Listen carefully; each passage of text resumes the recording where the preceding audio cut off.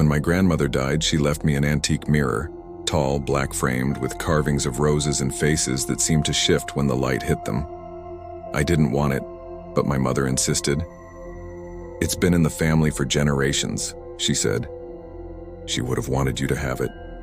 The first night I brought it home, I leaned it against the wall across from my bed. That's when the unease began.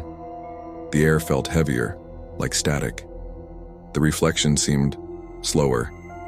I'd move my hand, and the reflection lagged, just for half a second.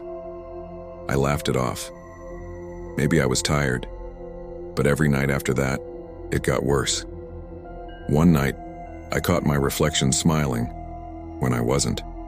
I froze, watching it tilt its head slightly, the same way Grandma used to. I blinked and it was gone, just me again, pale and shaking. The next morning, I covered the mirror with a sheet. That night, I woke up to the sound of whispering. It was soft, like the brush of dry leaves, coming from under the sheet.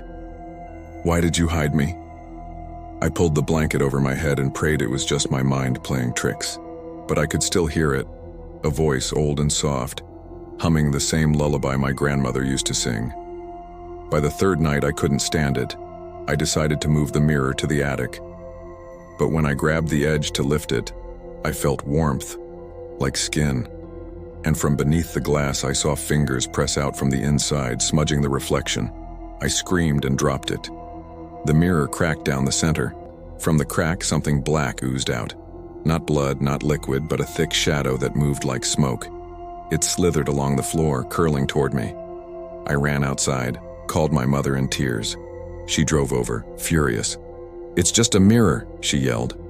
But when she saw the crack, her face changed. "That's where she said it was," she whispered. "Where what was?" I asked. She looked pale. "Your grandmother.